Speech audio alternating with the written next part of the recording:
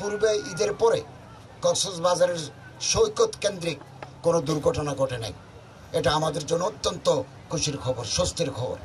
আমি গতকাল এই টাইম থেকে একেবারে রাত 8টা পর্যন্ত ইনানি বিভিন্ন পয়েন্টে ছিলাম। সেনাবাহিনীর যে হোটেল আছে বে ওয়াচ, ওখানেও ছিলাম। তারপর এখানে পেবল স্টোন রেস্ট হাউস, ওখানে অবস্থান করেছে। খুব ভালো লাগলো।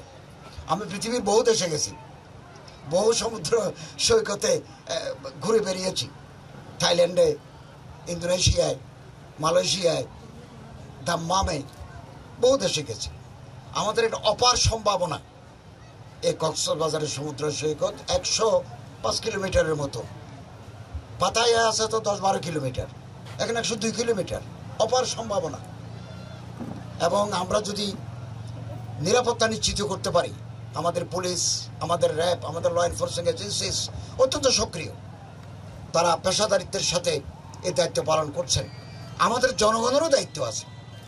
আমরা কেবল দায়িত্বটা গভর্নমেন্টের হাতে তুলে দিই, নিজেদেরও দায়িত্ব আছে। আমরা যদি বিভিন্ন স্বেচ্ছাসেবী প্রতিষ্ঠান আছে, তারাও যদি নিরাপত্তার ভাগিদার হয় in cooperation with the law enforcing agencies, তাহলে আমার তো মনে হয় বিশ্বের একমাত্র দীর্ঘ সৈকত এটা হয়ে যাবে আন্তর্জাতিক পর্যটন কেন্দ্র।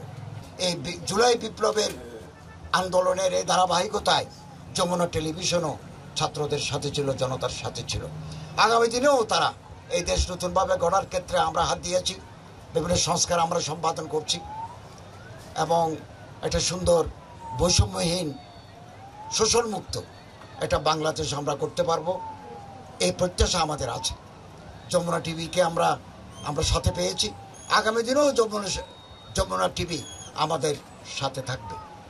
2009 সাল থেকে গত বছরের আগস্ট পর্যন্ত $234 বিলিয়ন এদেশ থেকে পাচার হয়ে গেছে।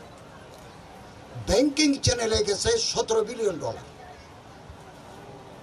এটা পৃথিবীর ইতিহাসে রাষ্ট্রযন্ত্রকে ব্যবহার করে দেশের সম্পদ লুট করার নজির পৃথিবীতে খুব বেশি নাই। আমরা ইন্টারিম গভর্নমেন্ট, তারপরে আমরা একটা আইন করছি যাতে পাইপলাইনে যে টাকাগুলো আছে এগুলো যাতে আমরা ফেরত আনতে পারি।